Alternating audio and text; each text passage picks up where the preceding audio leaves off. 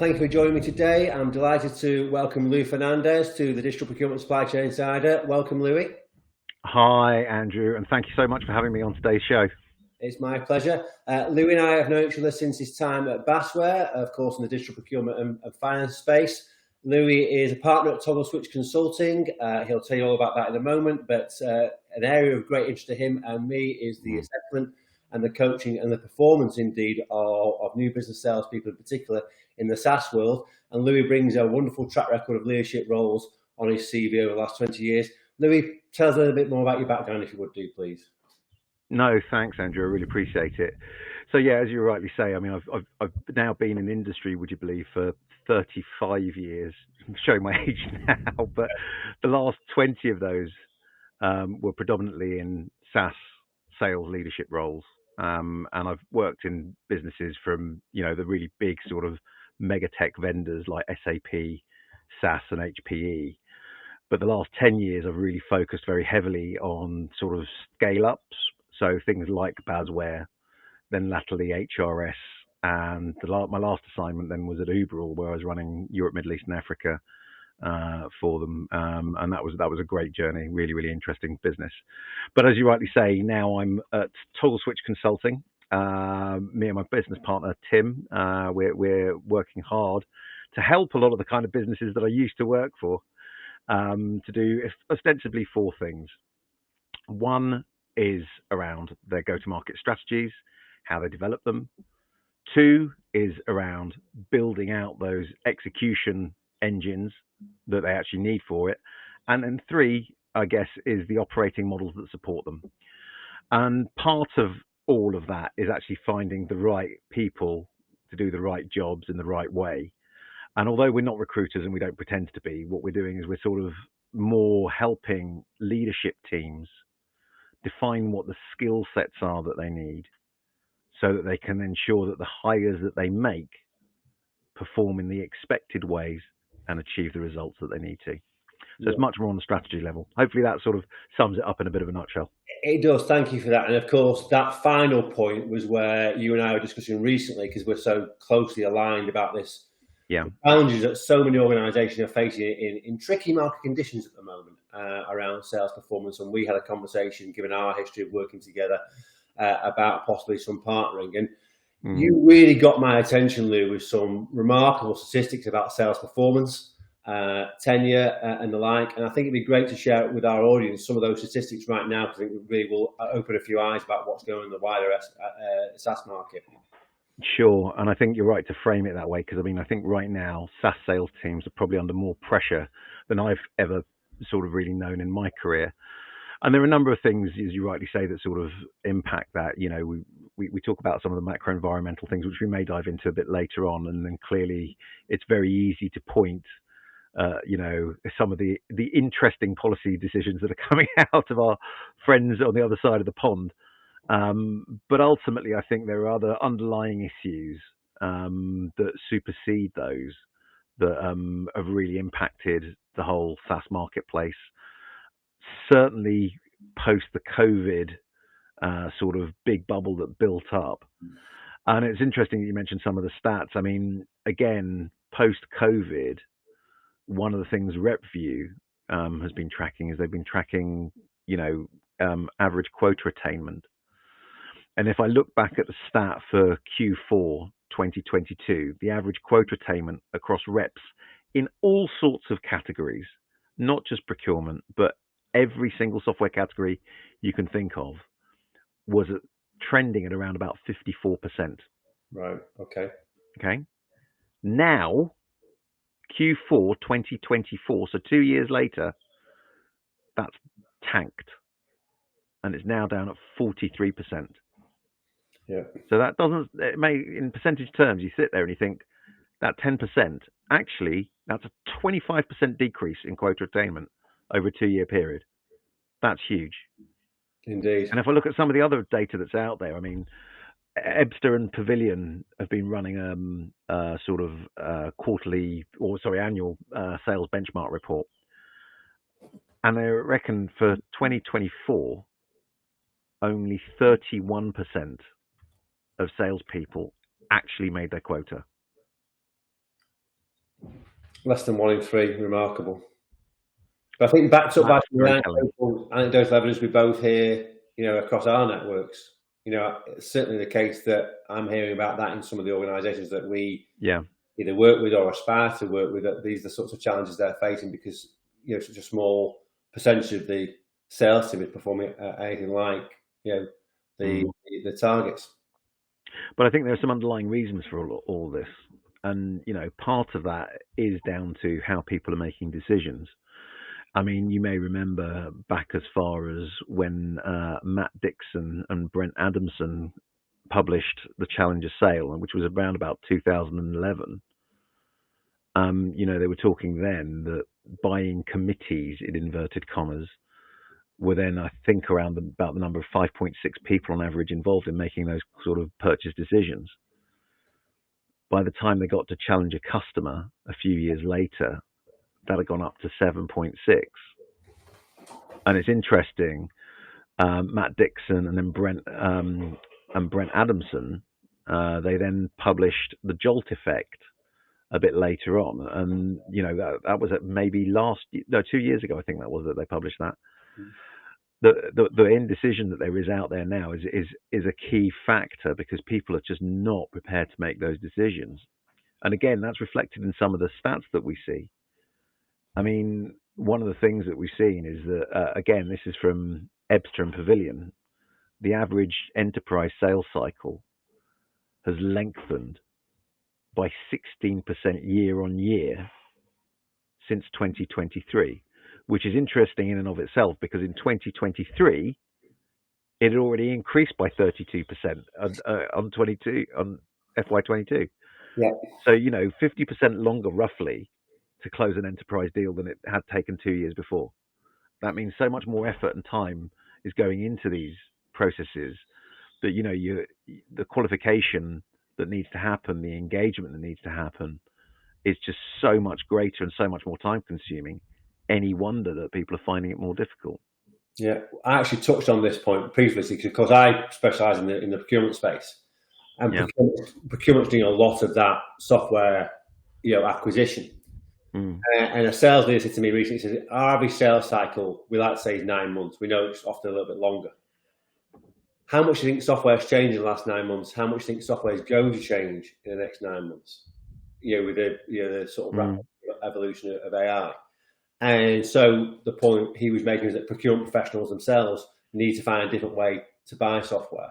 To your point about the sort of decision committees, we're actually seeing this in hiring now as well. We'll come to about we're seeing that in hiring now, this sort of decision by committee, by consensus, long drawn out processes, often resulting in somebody not getting a job because 1 out of 7 people had a concern, or them losing out on a top flight candidate because somebody else has moved more agility and speed and decisiveness and beat them to the best candidates, which in a tricky hiring market is something which companies think about. But sorry, I distracted you from. No. I think it's a really valid point, and I think there's the time you take to basically make a recruitment decision absolutely affects the availability of the right candidates for those kind of roles.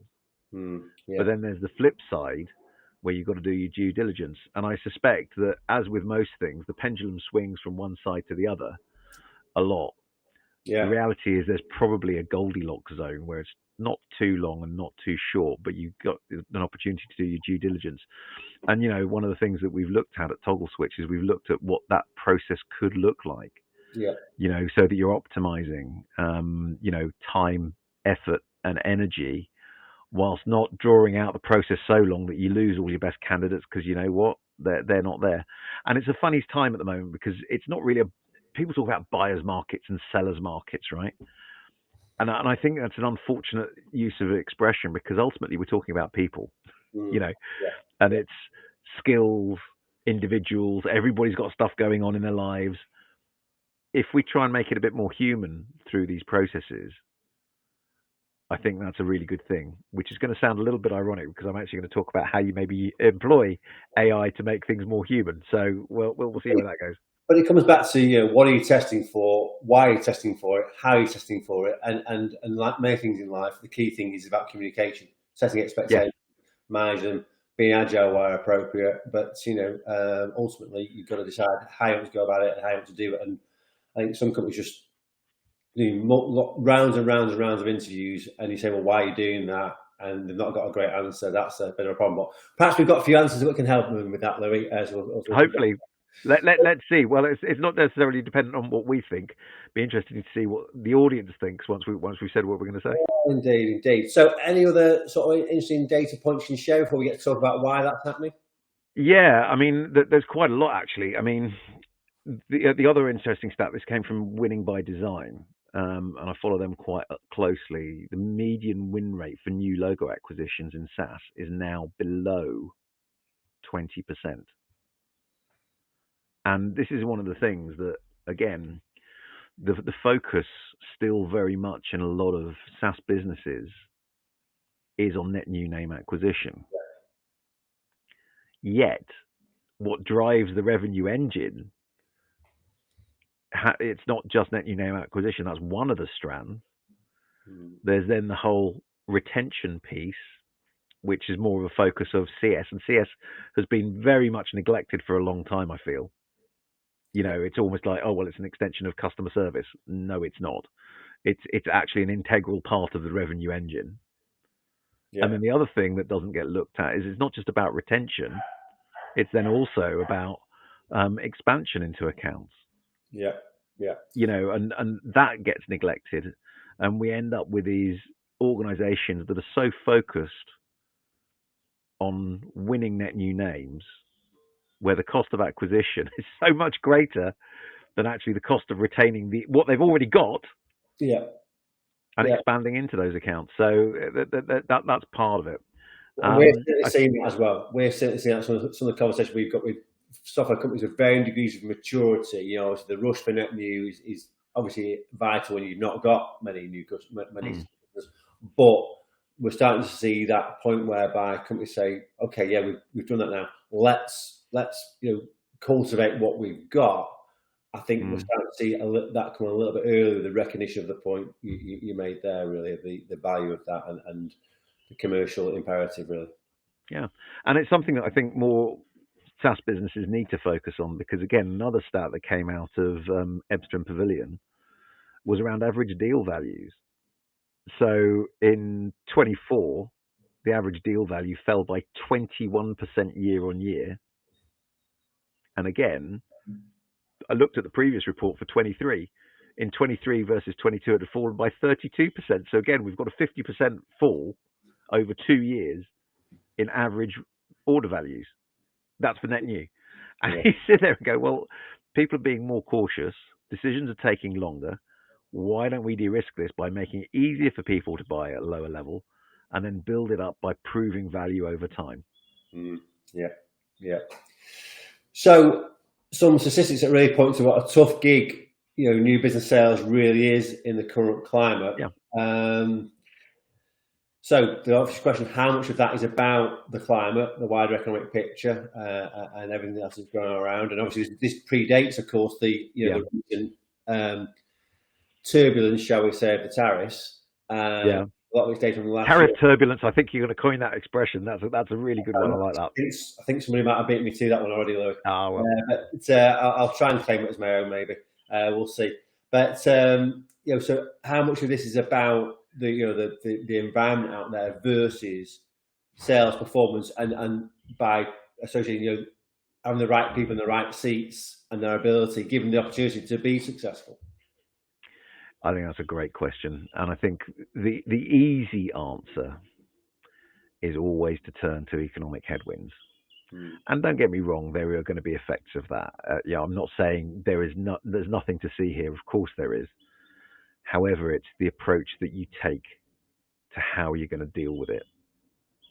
And one of the things that I've found incredibly lacking, which is one of the reasons that Tim, my business partner, and I have a business, is the fact that in a lot of sales processes, the qualification of the opportunity is virtually non-existent. Okay. Go on, expand on that for me. My mate Dave says that we've got a deal on the table. It'll be all right, Jack. We'll crack on. It's all cushy. still happens in an overwhelming number of opportunities. And when we go in and we do any coaching, the lack of due diligence still in a lot of very large organizations around making sure they understand what's actually happening within their deals is vast. I think people have talked a really good ball game around medpick, take your particular qualification framework of choice, or spiced that winning by design talk about. And I sit there and I think, really, tell me somebody who really understands the metrics in their deal, and how much they're really working through the actual decision criteria and understand the decision process, understand or actually have genuine champions in those deals. People that aren't just saying, yeah, no, it'll be fine, like the Dave example a minute ago. Yeah, or people that are genuinely prepared to sell on your behalf in those organizations, give you access to economic buyers, and then act as true champions within your opportunity. And as Andy White has been saying for a long, long time, no champion, no deal. Yeah. I think a lazy salespeople mistaking the champion for somebody who's just telling them what they want to hear, and to your point, Dave, he's on board, he's with it, he's giving me all the right vibes, and not being sort of rigorous enough to go and say, I need to move beyond this and start a much wider range of conversations. Is that a common problem? I think that's part of it. I think the other part of it is that actually we're just saying this person's a champion because it's the only person I've actually spoken to. Yeah, who's saying the right things. Not even necessarily the same right things. That's what I think part of the problem is. I think it's just this happens to be the stakeholder I'm engaged with, therefore I'm going to nominate them as my champion, whether or not they're telling me anything different to any of my competition. Yeah. And it's just, it's because, sales is hard. Yeah. So that's an example where a good sales leader can improve performance. And is that an obvious area of focus for you in the sort of go-to-market execution? Yeah, we're doing a lot around methodologies, whether that's around frameworks. So So there's a big mistake and mix-up that people make around qualification frameworks, so things like MEDDIC, and then sales methodologies. And when I talk about sales methodologies, I'm talking about, things like spin selling, which people will be familiar with, or they'll talk about the challenger sale, or they'll even talk more recently, like I say, about methodologies like Jolt. Those address different things, but ostensibly, if I think about things like spin, when Neil Rackham wrote that, it's a great piece of work, by the way, all built on academic research, not on opinion, which is one of the reasons I really like it. The whole point is going through that point of, do we understand the situation? Have we actually qualified the problems? Have we looked at the implications of those problems? And are we able to articulate the needs payoff? Many people are not following that at all. They get as far as situation, and once they've established that there's a situation, the cogs start going up here, and they go, I've seen this situation before. I know exactly what the solution is. Let me tell you what we need to do. We need to do X and Y and Z. And you go from situation to solution without stopping for breath, without really understanding what the underlying pains might be. Because symptomatic pain, I need X or Y or Z in my life because it's solving a problem. Actually, the chances are it's not solving the problem. It's solving a symptom of an underlying greater problem where the real value in that deal is. And because nobody's doing the digging, they're not establishing what that pain really is, and certainly not what those implications are, which then takes you back to things like the frameworks, the qualification frameworks, when you start thinking, right, metrics. Because when we start talking about metrics, what are we really talking about? Are we talking about superficial metrics? Or are we talking really about metrics that impact top line, bottom line, profitability, share price performance, things that really matter in an organization? And again, oftentimes we're not tying those things back. So I think that's what I kind of mean when I'm talking about some of the qualification issues that there are out there. Indeed. Now, just moving on to the focus around, performance, and in particular, getting it right from the start. So hiring better, understanding development needs, training needs, and where you can enhance sales performance. You had me do a test recently, Louis, which I did. I think I just about scraped by. But I think you did very well. I did all right.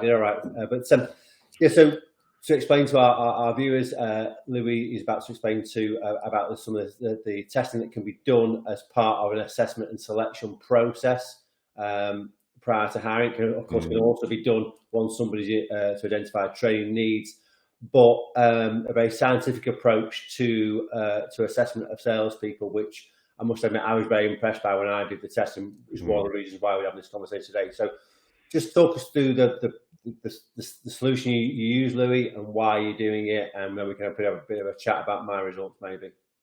Brilliant. Let's do that. Let's start with the why, though. And this is always an interesting one because I often speak to people in sales roles, and again, I've done this for 35 years, roughly. So I think I've got a dog in this particular race, right? But oftentimes people go, well, we don't need testing. You kind of either know what you know or you don't know what you know. And, the results from the last, 2-3 years will be great. Okay? Yeah. Okay, well, let's unpack that a little bit.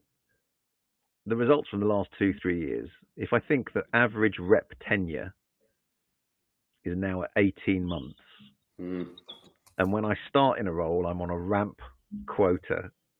Yeah. If I hit that ramp quota, do you know what? I've done 130, 140%.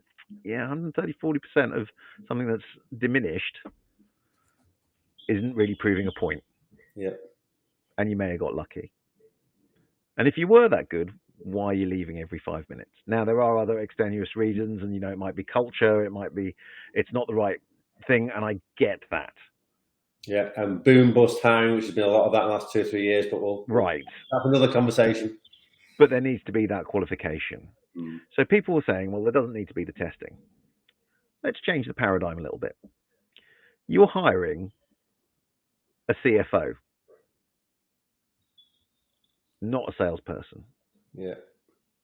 Does that CFO have their ACCA or CIMA qualifications? You bet your bottom dollar they do. Indeed. You're hiring a software engineer. As part of that, are you going to test whether they can code? You bet your bottom dollar they're going to get a coding question, and they might get a half-hour test. Code this or code that, code the other. You're hiring somebody into a marketing role. Do you want them to have their Chartered Institute of Marketers qualifications? Of course you do. Likewise, if they're going into an HR role, they'll have their the Chartered Institute of Personnel and Development. Yeah. Everybody's got it. What's the equivalent for sales? 2-day medic course. There we go. Right? It's not quite in the same bucket. Yeah. So why would we not want to test before we hire? Yeah.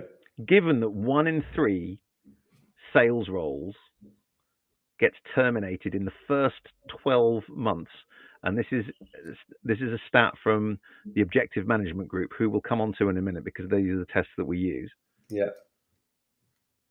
If I think about that, if I'm hiring somebody, let's say that person's on an 80k base, 160 OTE, right? They've got a quota of £750,000.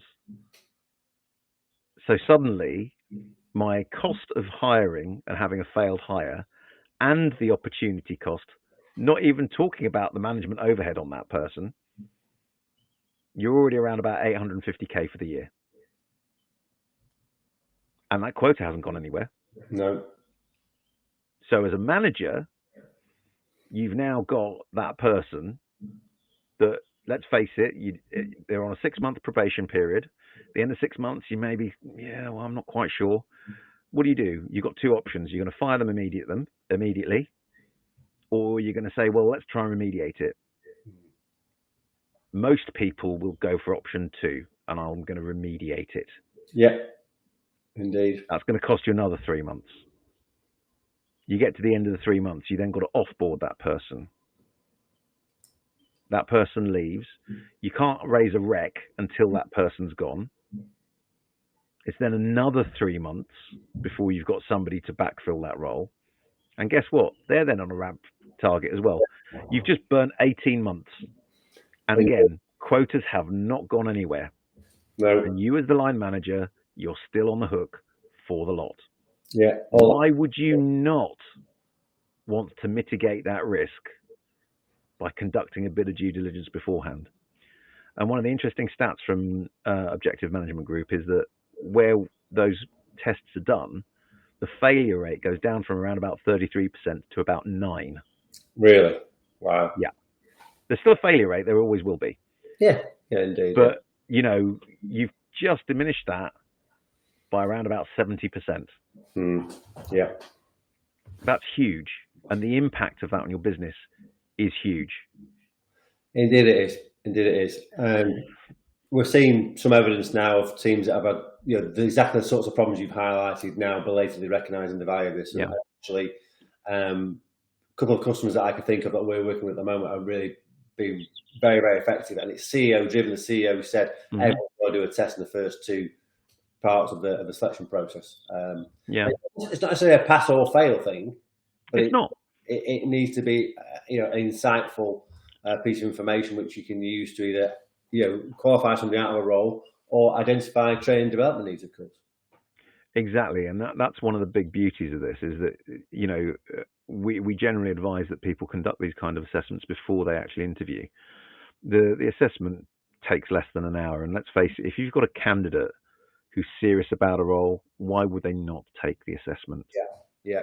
And at the end of that, you've got a really good benchmark about does this there's 3 things that the assessment checks, the OMG assessments check. Number 1, do they want to sell? Now that sounds like an obvious one, but it's that whole will to sell piece is super important. Yeah, and I've been doing the test myself now. I thought, well, that's a strange question to ask for a salesperson, but I've done the test myself. I now see, you know, the way it's all structured. That all makes sense to me, of course. Totally. The second thing that we test for is, are they wired to sell? And we call that sales DNA. Yeah. And then the third thing that we test is we test skills, tactical selling skills. Can they execute at a tactical level?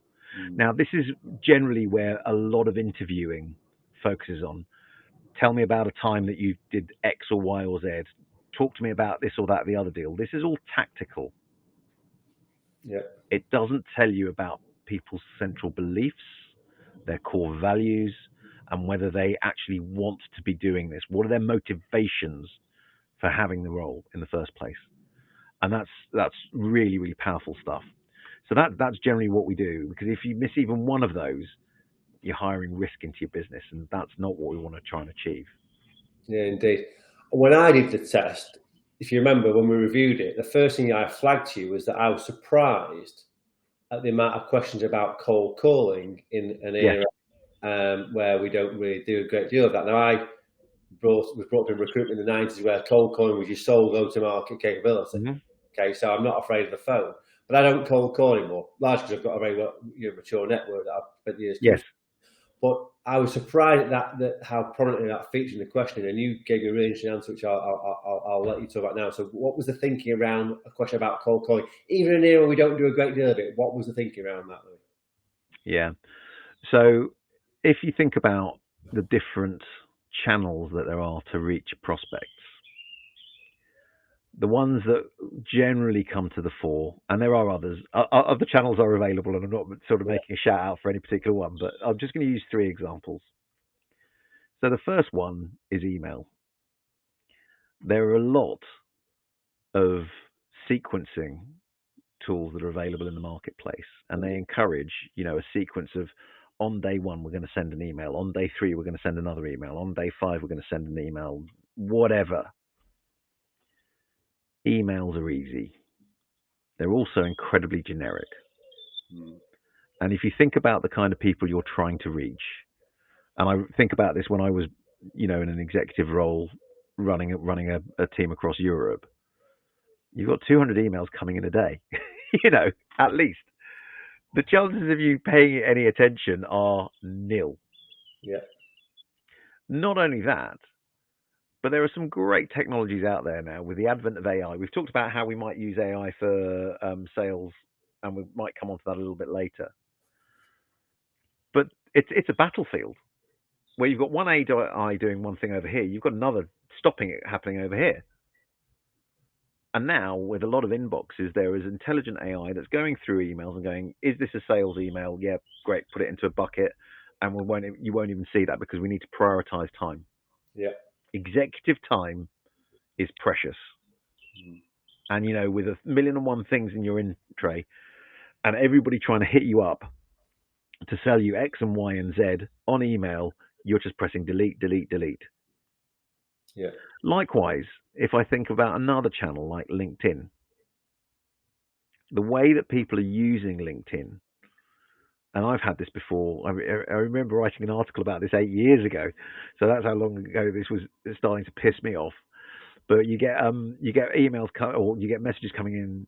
Dear Louis, because you are XYZ at ABC, I wanted to tell you about what a great product we have. When would you like to book some time in to meet with me? By the way, here's a link to my calendar so you can do all the work. Yeah. Really? Yeah. Delete. Yeah. And, these things are getting no traction. Yeah, when you are actually able to connect, and don't get me wrong, dial to connect rates are incredibly low at the moment. Mm. But when you do connect with somebody, being able to have a meaningful conversation in a very short space of time where you're able to provide value, demonstrate your credibility, and move to will you take a meeting is incredibly important. Yeah. If I look at the way that a lot of teams are set up now, you'll have an SDR function feeding AEs with leads. Allegedly, that's what they're meant to do. And if you look at how a lot of these people are still paid, they are paid on book meetings. Do you know what? If you challenge me to book 100 meetings and you're going to pay me on it, I'll book 100 meetings. Not a problem. Doesn't say anything about the quality of those meetings or whether people will actually turn up. But the metric is the wrong metric. Yeah, indeed. I've had this conversation with marketing and sales and BD leaders Right. about how do you structure that whole operation. And I'm not sure too many people have got it quite right yet. But it's like Right. sort of the qualification is a big part of it. Because you're targeting people on the wrong performance indicators, aren't you, really? Now, imagine you're an AE. Do you get paid on book meetings? No, you get paid on closed deals. Yeah, yeah. So whilst you might book a meeting, you are doing the qualification to make sure that it's the right meeting to actually take. Yeah, yeah. Because, and not only that, I challenge any revenue leader to look out there in their CRMs and look at the data. Get your RevOps folks to pull this for you. Look at number of meetings booked by SDRs that have ended up in a closed won deal versus self-sourced meetings booked by AEs that have ended up in a closed deal. Yeah. I've done it a few times. The information is stark. Yeah, indeed. But the point we're making there about the cold calls, you made the point to me about how people it was about a mindset, a willingness to feed yourself, to not rely on BDRs and marketing, Yep. to get out there and do some of your own pipeline building yourself. So it's not so much to expect everyone to just phone cold call like it was the 90s again. It's about a mindset of being out there and making it happen for yourself rather than relying on others, which I thought exactly. And it's that responsibility and accountability that come through, which is why AE pipeline, self-generated pipeline, performs better, because I've gone out there, I've sourced it, it's for my benefit, and I am going to make damn sure that's going to close. Yeah, and that's the mindset you're looking for. It's the desire, it's the commitment. And this talks again to the whole mindset and the will to sell. Am I willing to go out there and do whatever it takes to get the deals done? Indeed. And this is really making me think about my own operation. So if I look at, I get lots of messages from people that have known me for years, teasing me about the amount of travel I do to all these wonderful cities that I go to conferences for supply chain. And I think it's just a bit of a bit of a jolly. But actually, those things are worth their weight in gold to me, because I get all that face time with people. So rather than cold calling or relying on email, hiding behind social media, I get out there and I meat people, and that's wonderful on a number of levels in terms of trust, credibility, taking temperature of the market, etc. But what a lot of people don't know is that, when say all the procurement people listen to a presentation from a CPO, if I'm interested in that, I'll go and listen to it. But if I'm not, I'm networking with all the software sales guys and building my relationships and my rapport with those characters. When the procurement leaders come back out of the presentation and the software sales people need to sell, I get myself a nice cup of tea or coffee, and I stand back and I watch. And I watch how people operate. And so if you're minding the booth for whichever software company you're employed by, there are some that are stood there waiting for prospects to come to them, because they're relying on the BDRs. And there are some that are saying, okay, we're here, we've spent a lot of money to be at this event, I'm going to make this happen. And they'll have a list of people, they'll know a lot from LinkedIn, they'll have, target people, and they'll get out there and they'll make sure they find those people. They don't come to them, they'll go out and find them. It's the same sort of mindset of, getting out there and feeding yourself. So as part of the bigger picture about this testing that we've spoken about, I think for anybody watching this video now that's got some of the challenges we've touched on about sales performance, and to your point about the value of testing people, whether it be during the hiring process or existing employees, there's a lot from this scientifically. Is there any more you can share a bit more detail about the specific solutions you're working with? Yeah, sure. So again, we also do the testing for existing teams, to your point, to sort of start highlighting where the developmental needs are. Yeah. And this is developmental needs in terms of what training is required, what coaching is required.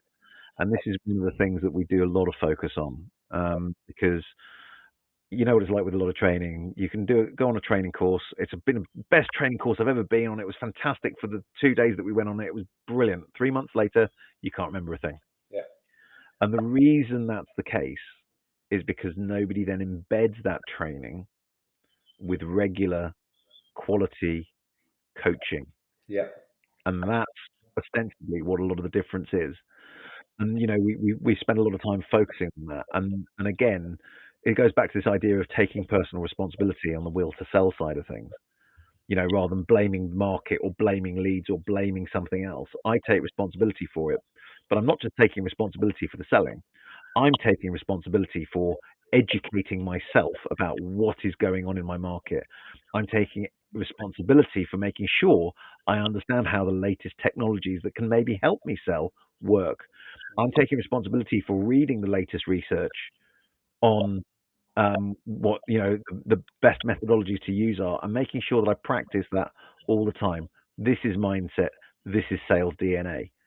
And things like I don't need approval to wait for these things to happen. I will go and do it myself because I know it creates the best outcomes for me. Yeah, those are the kind of traits we're looking for in individuals. People that are comfortable talking about things like money. Again, too often in deals, people don't talk about money until way too late in the conversation, because it's something that we might leave till later. And I'm a bit nervous, and it might be a bit too expensive. Those traits still exist. Yeah, indeed. And Louis asked me to do this test, and I did it myself, and it was really interesting to do it. I think was it 45 minutes you've got in total to do it, and what I found doing it myself was I even highlighted skills that I used to use, but I sort of don't use them anymore for whatever reason, the market's changed, or because maybe I've got a different philosophy. But it really made me think about my own performance. And when the results came through, I was very much of the mind that they were a fair reflection of the mindset I showed when I tried to answer it, in terms of whether I'm honestly, I might have those skills, but I still use them. Which skills do I prioritise, or which ones I perhaps don't use as much anymore, and things like that. And when the results came through, the report came through, I felt it was a very accurate reflection of who I am and where I can improve. And to your point about the curiosity and the desire for personal responsibility of your own performance, I talk a lot about that with the procurement profession, with the embrace of digital skills. And now the same can be said about salespeople. The landscape has shifted about selling software, it really has. And it's about to shift again with AI. Absolutely. And your skills can go out of date pretty damn quick if you're not careful. Absolutely. But this goes then back to one of the things, if you talk to most revenue leaders, they'll say, what's one of the traits that you look for in individuals? And they'll say curiosity. Mm. It's one of the top things that always comes up. Absolutely. But that curiosity comes as a result of being motivated to go and find things out, wanting to do it. Yeah, absolutely. It's the same in I certainly see it in almost all the roles we have for sales, procurement, customer success, all these things. The desire to want to be the best version of yourself that you can be. And I'm not quite sure why that went out of fashion, but it needs to get back in fashion pretty quickly, in my opinion. There we go. Yeah, I think that's it's an interesting point you make there, and I think a lot of that is actually again down to sales leadership. And it goes down to this whole cycle that we've seen happening, going back to over hiring. Yeah. I'm an AE and I've been in the role for 18 months and I've hit quota for the last 2 quarters successively. It's about time I got promoted, goes the mantra. Yeah. And then it's like, right, okay, you made it to, congratulations, you've now become a senior AE. Right, I've done that for 6 months and now I need to be promoted again. Brilliant, we'll promote you to a manager. You've been doing the job for a total of 2 years. Yeah. And suddenly you're a first-time manager. And the skills that maybe made you good for those 4 quarters are not the same ones that are going to make you successful as a leader. Absolutely not. The most common mistake in the evolution of sales leadership is to mix the job of a high-level contributor with a leader. There we go. So I'm conscious of time, Louis. Yeah, sure.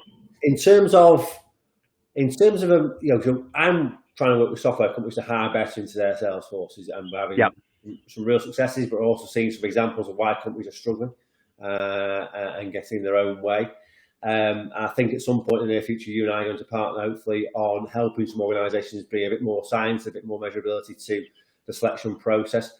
If you could say in 2 or 3 sentences what a sales leader or a founder or CEO would get from engaging with you in terms of this ability to hire and develop people better and therefore retain people, that's the bit we've not touched on yet, the fact that retention with those 2 much more important, well, very important and desirable traits in terms of getting people in who are the right people and getting to perform well.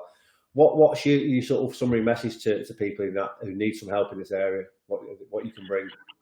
Right. So it's kind of interesting. It almost goes back to some of the research work that's been done by, again, I've referenced him a few times, but Matt Dixon. And in the Jolt effect, he talks about 2 things: the fear of omission and the fear of commission.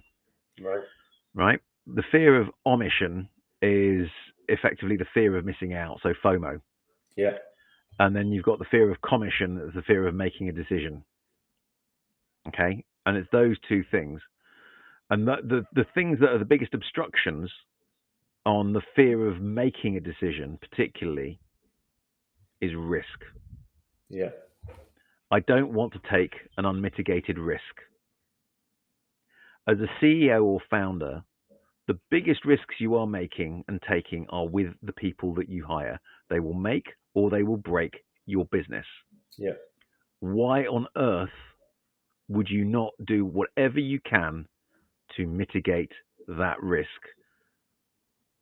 And that's as simple as what we do. All we're doing really is helping those founders, those CEOs, those revenue leaders make intelligent decisions based on known risks, and then highlighting the areas that those individuals that you're hiring in, because nobody is 100% perfect, no, but we're highlighting the areas where those individuals are going to need support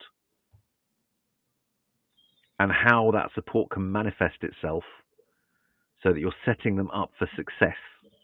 Absolutely. And not turning over staff every 18 months, having the hiring problem that I sort of articulated earlier on, but instead you're creating your own revenue engine. Going back to what we said right at the beginning, it's not just about net new name sales. There's also the retention piece and then the expansion piece. How is it any different when you're hiring new people? You attract great talent. You make sure they stick around because you create the right environment for them in terms of their working conditions, but also in terms of their development and making sure they have the support they need to be great, the best version of themselves. And we've talked about that. And then you expand those capabilities by giving them more responsibility over time, which means they have to stay more than the 18 months average. Yeah, yeah. That's how you create a repeatable, sustainable revenue model. Excellent. And I think, to add from a recruitment perspective, one of the things that we see in a very, very crowded marketplace with lots of software companies, we've got largely similar value propositions, a lot of them got the same internal systems, same access to finance, all the things. What's the single biggest source of differentiation? Your people. People, yeah. Who knew? It's like it comes as a great big revelation. So, you know what? Yeah, you need to find out how you're going to find the best people, assess them, bring them into your organization, develop them, retain them. And, it's easy to say, and a lot of people know it's the truth, but an enormous amount of evidence out in the marketplace that people do not pay the appropriate amount of attention to those principles, unfortunately. So, totally. For anyone that wants to get in touch with Louis about what Toggle Switch Consulting can bring to these areas we discussed around sales, hiring, performance, go-to-market execution, there's lots more that we've not touched about today. We've tried to focus on the actual performance and the assessment because that's a subject close to my heart. Louis, how can people contact you? Two ways. Number one, you can come to the Toggle Switch Consulting website, which is at www.toggleswitchconsulting.com. Or as with everybody on the planet practically, via LinkedIn, Louis Fernandes. Yeah, I'm going to cold call you when I need you, actually. There we go. I like that approach. That was my poor performance because I've obviously stopped using cold calling. I was once reasonably competent at it, I believe, but that's a long time ago now. But no, thank you for that. I really appreciate it. Of course, anyone who knows me, you can get me at everyday.com. Of course, I virtually live on LinkedIn, so I'm always there. And genuinely, I think that Louis and I will intend to do some partnering on this. Now we're really passionate about getting our customers to hire better into their organisations. And I think the evidence that I saw and the test that I did with Louis really impressed me, blew me away. And we'll certainly be talking to our customers about recommending how they can bring that into their assessment and long-term development of their people. And there's so much more to offer for you as well, Louis, and your colleagues. So thank you very much for watching it. I hope you found it valuable, and I welcome any contact to follow up by either of us, as you've heard. Thank you. Thanks, Louis. Thank you very much. Thank you, Andrew. Really appreciate your time. Thanks.